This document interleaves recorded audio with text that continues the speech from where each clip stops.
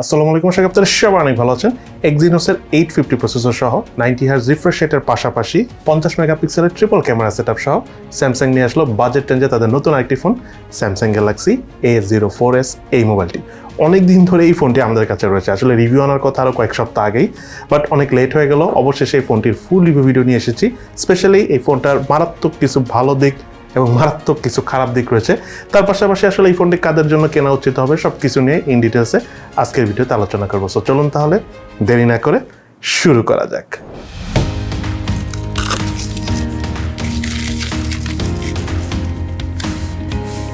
মোবাইলটির box কন্টেন্টে রয়েছে user manuals, sim tray ejector, 10 ওয়াটের charger, type C USB charging কেবল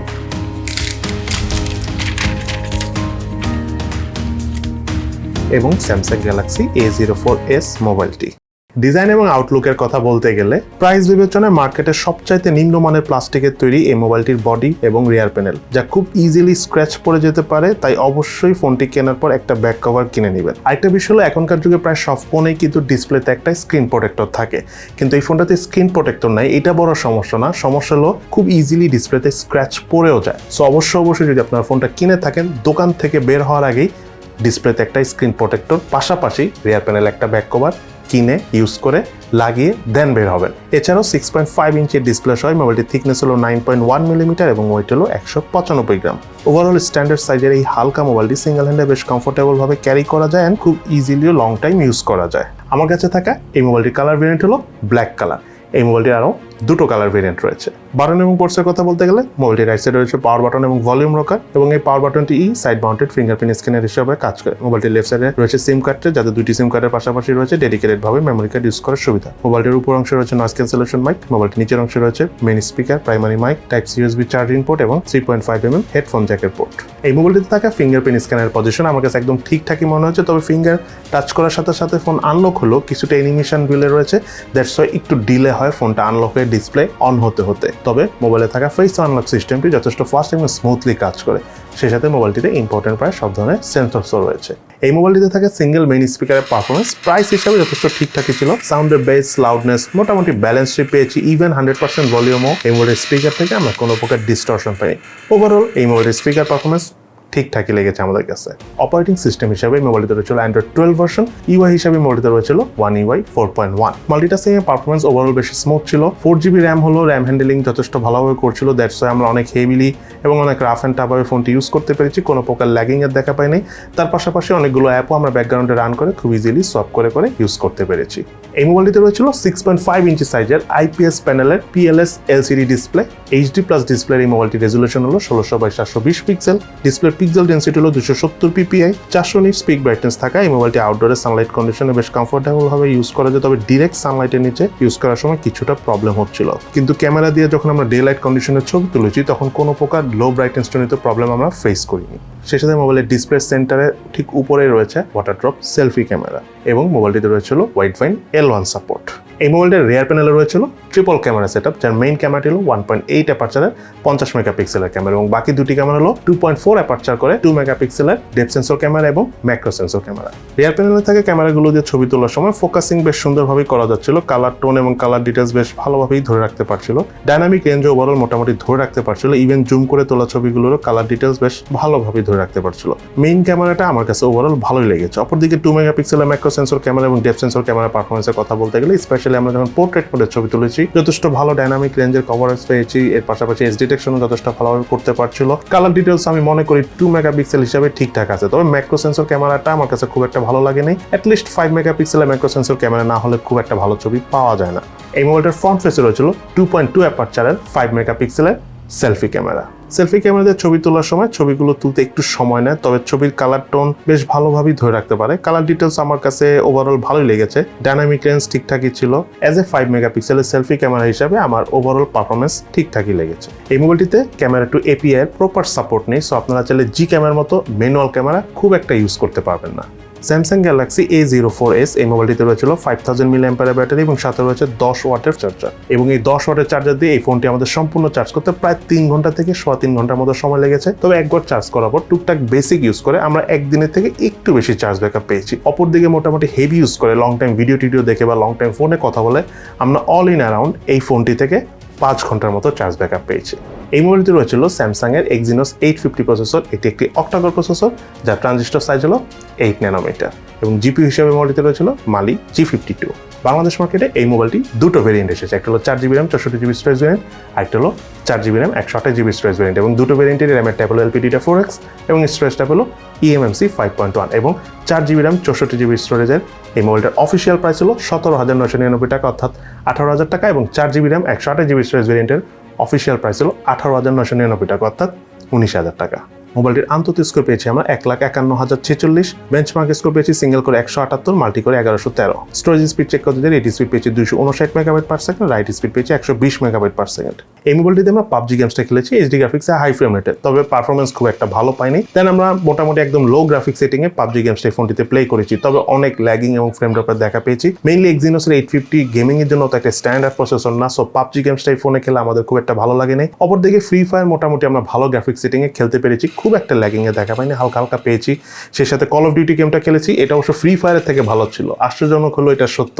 তার পাশাপাশি মোবাইলটি যে আমরা অ্যাশ9 গেমসটা খেলেছি সেটা আবার যথেষ্ট স্মুথলি খেলতে পেরেছি, তবে পাবজি টাইপস গেমগুলো এই ফোনে খেলে খুব একটা ভালো লাগেনি, আপনাদেরও খুব একটা ভালো লাগবে না। দেন এই মোবাইলটার হিটিং এর কথা যদি বলতে চাই, লং টাইম গেম প্লে করার সময় ফোনটা রেয়ার প্যানেলে ক্যামেরা হাউজের এই পাশের এরিয়াটা কিছুটা হিট হয়।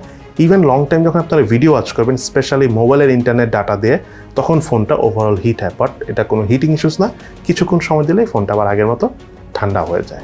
এই মোবাইলটিতে রয়েছিল 4G সাপোর্ট, তার পাশাপাশি ওয়াইফাই 2.4 GHz এবং 5 GHz দুটোই সাপোর্ট করে। এবার চলুন আমরা জেনে নিই এই মোবাইলটা কি ল্যাকিংস অর্থাৎ দুর্বলতা রয়েছে, এবং তার পাশাপাশি এই মোবাইলটা কি বেস্ট সাইড অর্থাৎ ভালো দিক রয়েছে। প্রথমে চলুন আমরা জেনে নিই এই মোবাইলটা কি ল্যাকিংস অর্থাৎ দুর্বলতা রয়েছে। এই মোবাইলটার ল্যাকিংসের কথা যদি বলতে চাই, প্রথমে একটা কথা বলি, এই ফোনটা হলো স্যামসাং গ্যালাক্সি A13 এর একদম direct copy. Display downgraded, camera কমিয়ে দেওয়া হয়েছে, মানে সবকিছু কমিয়ে এই 17-18 হাজার টাকার মধ্যে এই ফোনটা নিয়ে আসা হয়েছে, 17-18 না 18-19 হাজার টাকার মধ্যে। বাট যাই হোক, প্রথমে যে ল্যাকিংসটা আমরা এই ফোনের ক্ষেত্রে পেয়েছি সেটা হলো HD+ রেজলিউশনের ডিসপ্লে, তার পাশাপাশি ডিসপ্লেটা IPS LCD প্যানেলের ডিসপ্লে। সব থেকে অবাক লাগে আমার কাছে এইটাই যে স্যামসাং নিজেরাই ডিসপ্লে তৈরি করে, পৃথিবীর সব কোম্পানিকেই তারা ডিসপ্লে দেয়, বাট তাদের ফোনে তারা সব সময় একদম মানে পারলে একদম ডিসপ্লে ছাড়াই ফোন বানায়, এরকমভাবে ফোন নিয়ে আসে। আমি মনে করি তারা যেহেতু ডিসপ্লে তৈরি করে, তারা চাইলে কিন্তু এই প্রাইস বিবেচনায় মোটামুটি একটা অ্যামোলেড প্যানেল অ্যাটলিস্ট ফুল HD+ রেজলিউশন ডিসপ্লে দিয়ে কিন্তু আনতে পারতো। দেন যে বিষয়টা না বললেই নয়, 10 ওয়াটের চার্জার থেকে তো তারা বের হবে না, তারা 30,000 টাকা কেন 35-40 হাজার টাকার ফোনও দেখা দেয়, পারলে 10 ওয়াটের চার্জার দিয়ে দেয়। 5000 mAh ব্যাটারি হিসাবে আসলে 18 ওয়াটের চার্জার দেওয়া উচিত ছিল। দেন হলো এই মোবাইলটাতে যে স্টোরেজটা ইউজ করা হয়েছে eMMC 5.1, এটার পরিবর্তে খুব ইজিলি UFS 2.1 থাকা উচিত ছিল এই ফোনটাতে। অ্যাটলিস্ট 18-19 হাজার টাকার ফোন হিসাবে এই ফোনটা ডিজার্ভ করে। তার পাশাপাশি এই ফোনটাতে যে ব্যাক প্যানেলটা রয়েছে, এখনকার যুগে প্রায় সব ফোনই কিন্তু ফ্ল্যাট স্টাইলে এসে পড়েছে, বাট স্যামসাংয়ের বাজেট রেঞ্জে বা ইভেন মিড বাজেট সেগমেন্টের বা সেমি ফ্ল্যাগশিপ ক্যাটাগরি সেগমেন্টের কোনো ফোনই এখনও ফ্ল্যাট ডিজাইন আসেনি। সো ওভারঅল বলতে পারেন যে এই ফোনটা যে ব্যাক প্যানেলটা রয়েছে, এটা প্লাস্টিকের কোয়ালিটি মার্কেটে এই প্রাইস রেঞ্জের যে কোনো ফোনের সাথে যদি কম্পেয়ার করেন খুবই খারাপ, মানে খুব ইজিলি স্ক্র্যাচ পড়ে যায়। সো এটা একটা ডিস্টার্বিং বিষয়, কারণ স্যামসাং এই জিনিসগুলোতে ইমপ্রুভ করা উচিত, বিকজ এই একই ধরনের আউটলুক আমরা অনেক দিন বললে ভুল হবে, অনেক বছর ধরেই দেখতেছি। সো একটু নতুনত্ব দরকার, এক ঘেমে এসে পড়েছে, এবং এই ব্যাক প্যানেলের কোয়ালিটিটাও অ্যাটলিস্ট ইমপ্রুভ করা উচিত যেন খুব সহজেই স্ক্র্যাচ না পড়ে। তার পাশাপাশি ডিসপ্লেতে টুকটাক কিছুটা হলেও তো প্রোটেকশন থাকা প্রয়োজন। আপনারা কি বলেন সেটা কিন্তু অবশ্যই ভিডিও নিচে কমেন্টস করে জানাবেন। দেন আরেকটা বিষয় হলো এই মোবাইলটাতে যে প্রসেসরটা রয়েছে Exynos 850 প্রসেসর, মেনলি এটা কিন্তু গেমিং প্রসেসর না, টুকটাক আপনারা ফটোগ্রাফি করতে পারবেন, এছাড়া তেমন কোনো সুবিধা পাবেন না। ইভেন চার্জ ব্যাকআপও যে অনেক বেশি ভালো পাওয়া যায় তাও কিন্তু না, এবং স্যামসাং এই প্রসেসরটা যে অনেক বেশি পপুলার সেটাও না। বাট স্যামসাং এই ফোনটাতে ওই প্রসেসরটি নিয়ে এসেছে, এটার পরিবর্তে আসলে অন্য কোনো প্রসেসর আনলে আরও ভালো হতো। স্যামসাংয়ে আরও ভালো প্রসেসর ছিল, ইভেন স্ন্যাপড্রাগন বা মিডিয়াটেকের অন্যান্য প্রসেসরও এই প্রাইস রেঞ্জে আনতে পারলে একটু ভালো হতো, বাট সেটা বলে তো আর লাভ নেই। অ্যাটলিস্ট আমি এটা বলবো এই ফোনটার প্রাইসটা যদি 15,000 টাকার মধ্যে হতো তাহলে ওভারঅল একটা বেস্ট ডিল হতো। এবার কথা বলবো এই মোবাইলটার বেস্ট সাইড নিয়ে। এটা ট্রু যে এই ফোনটার ডিসপ্লে অত ভালো না, বাট লং টাইম আপনারা ভিডিও দেখতে পারবেন। কালার কোয়ালিটির কথা বলতে গেলে যেটা না বললেই নয়, একটু ডার্ক আসে। নর্মালি স্যামসাংয়ের ফোনের ডিসপ্লেগুলো আরেকটু ভাইব্রেন্ট থাকে, বাট এই ফোনটা আসলে বাজেট বিবেচনায় তৈরি করেছিল। হয়তো 12-13 হাজার টাকা আনার প্ল্যান ছিল, ডলারের প্রাইস বেড়ে যাওয়ার কারণে 17-18 হাজার টাকা হয়ে গেছে। সো এনিওয়েজ যেটা বলতে চাচ্ছিলাম, ডিসপ্লে কোয়ালিটি মোটামুটি হলেও লং টাইম ভিডিও দেখা যায় এবং চার্জ ব্যাকআপটা ভালো পাওয়া যায়। তবে এইটা ট্রু যদি আপনি মোবাইল ডাটা দিয়ে ভিডিও দেখেন তাহলে আবার খুব দ্রুতই ব্যাটারি ড্রেন করে। সো নর্মাল ওয়াইফাই বা নর্মাল ইন্টারনেটে যদি আপনারা ভিডিও দেখেন ভালো লাগবে, ইভেন লং টাইম আপনারা ভিডিও কলে কথা বলেও মজা পাবেন। ইন্টারনেটের নেটওয়ার্কের কোয়ালিটিও যথেষ্ট ভালো। দেন আমি এই ফোনটার গেমিং পারফরমেন্সের কথা বললে, নর্মাল গেমস খেলার জন্য খুবই ভালো, স্মুথ লাগবে আপনার কাছে, বাট হেভি গেমসগুলো ওইভাবে খেলতে পারবেন না।